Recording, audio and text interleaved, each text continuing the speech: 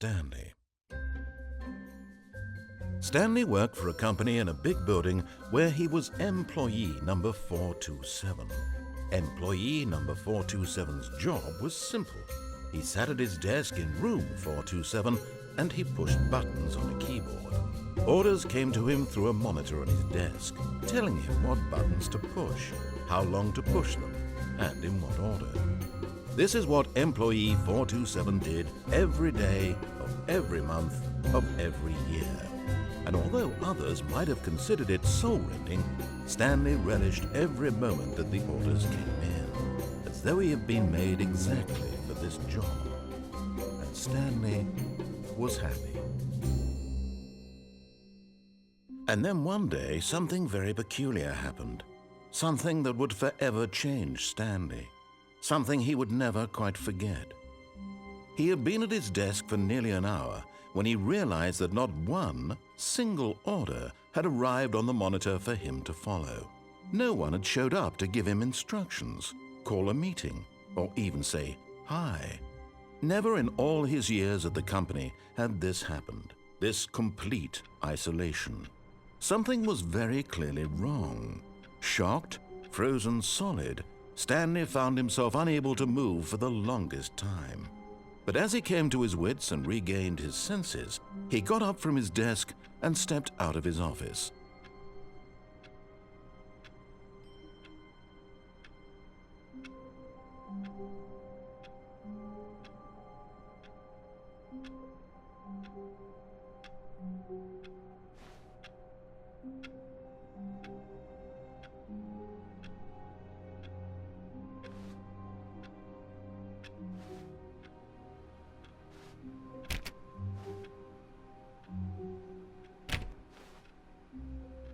All of his co-workers were gone. What could it mean? Stanley decided to go to the meeting room. Perhaps he had simply missed a memo.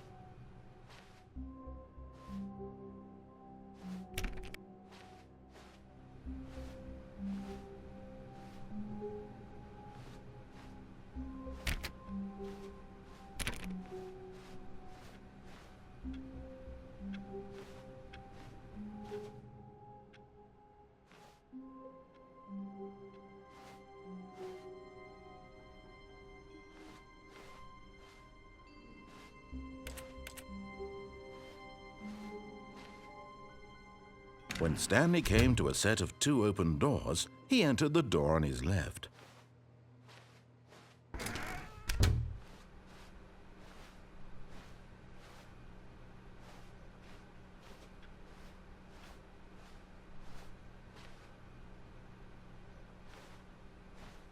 Yet there was not a single person here either. Feeling a wave of disbelief, Stanley decided to go up to his boss's office, hoping he might find an answer there.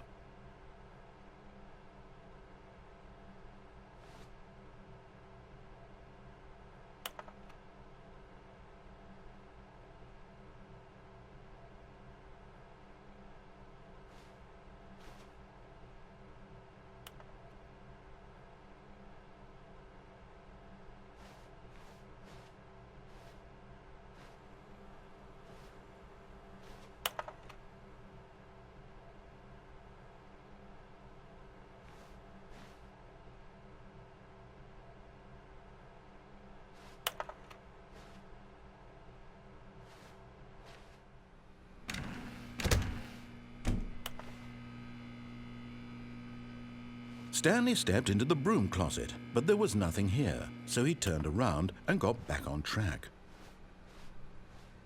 Coming to a staircase, Stanley walked upstairs to his boss's office.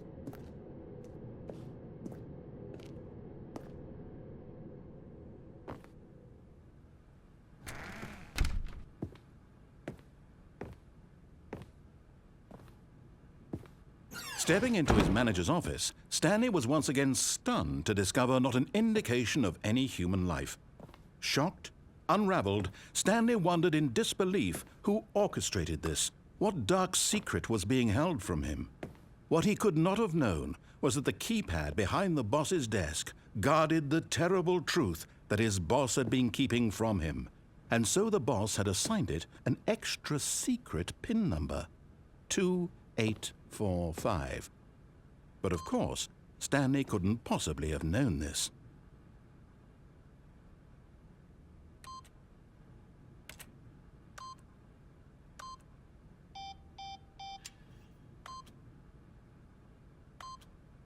Stanley just sat around twiddling his thumbs, trying to input any. Yet incredibly, by simply pushing random buttons on the keypad, Stanley happened to input the correct code by sheer luck. Amazing. He stepped into the newly opened passageway.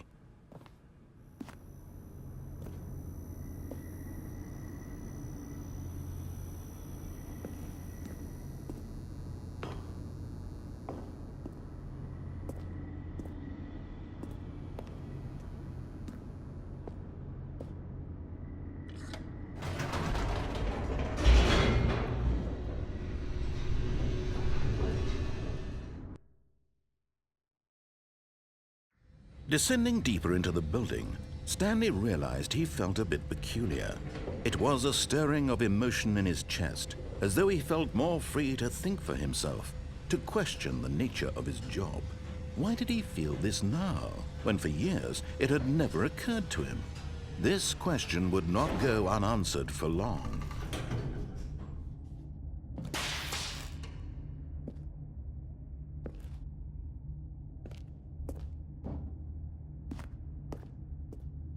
Stanley walked straight ahead through the large door that read Mind Control Facility.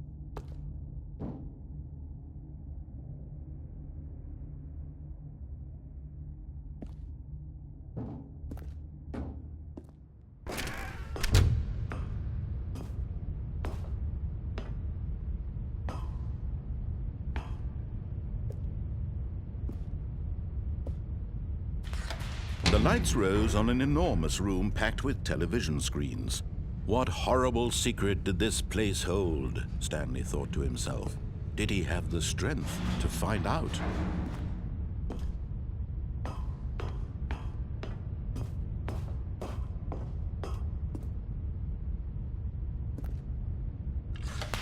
Now the monitors jumped to life, their true nature revealed.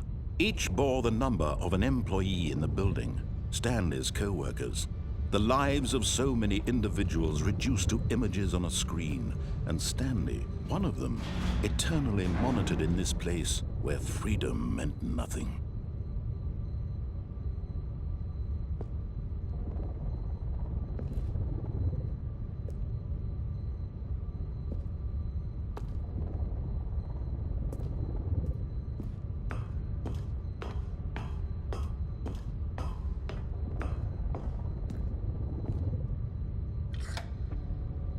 This mind control facility, it was too horrible to believe. It couldn't be true. Had Stanley really been under someone's control all this time?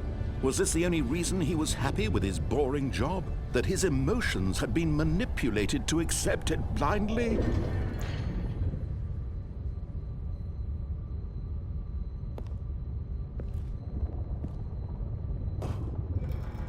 No. He refused to believe it. He couldn't accept it. His own life in someone else's control? Never! It was unthinkable. Wasn't it? Was it even possible? Had he truly spent his entire life utterly blind to the world? But here was the proof. The heart of the operation. Controls labeled with emotions. Happy or sad or content. Walking, eating, working.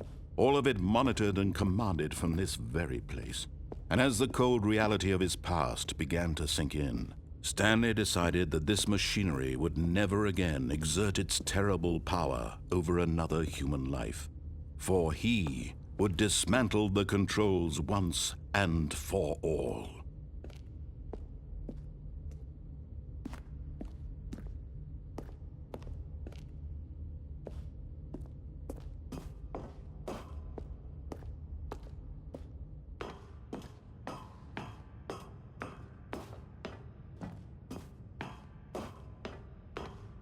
And when at last he found the source of the room's power... Oh, Stanley, you didn't just activate the controls, did you? After they kept you enslaved all these years, you go and you try to take control of the machine for yourself. Is that what you wanted? Control? Oh, Stanley, I applaud your effort, I really do. But you need to understand, there's only so much that machine can do. You were supposed to let it go, turn the controls off, and leave. If you want to throw my story off track, you're going to have to do much better than that. I'm afraid you don't have nearly the power you think you do. For example, and I believe you'll find this pertinent, Stanley suddenly realized he had just initiated the network's emergency detonation system. In the event that this machine is activated without proper DNA identification, nuclear detonators are said to explode, eliminating the entire complex. How long until detonation then? Let's say 2 minutes.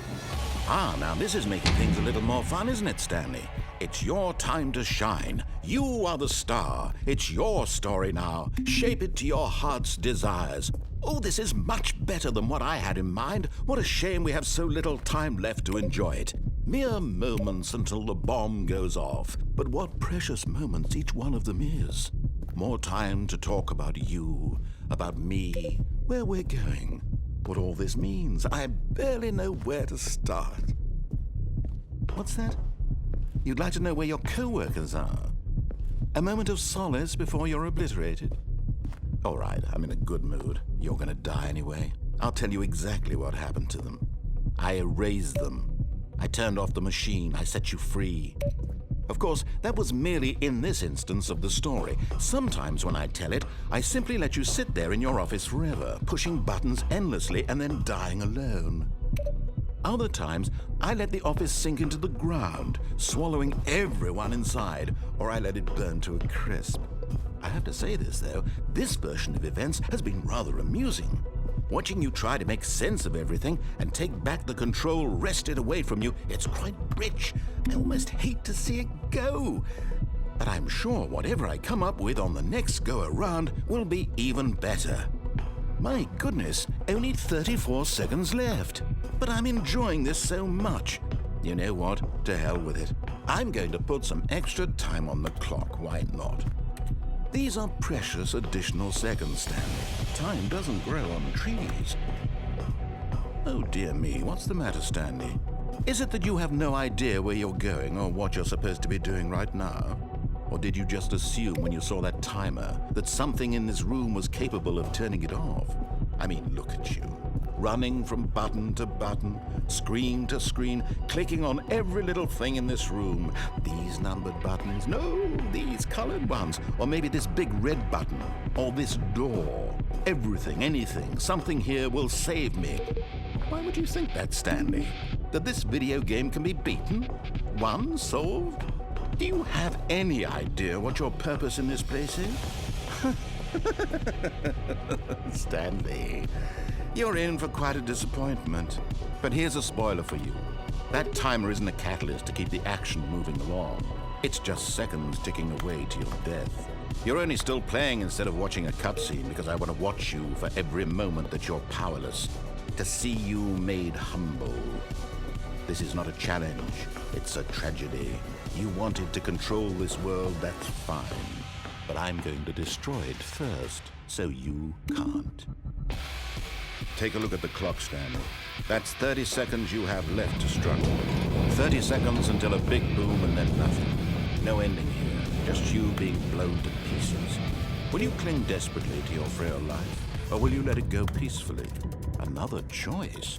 Make it count, or don't. It's all the same to me, all a part of the joke. And believe me, I will be laughing at every second of your inevitable life from the moment we fade in until the moment I say, happily ever after.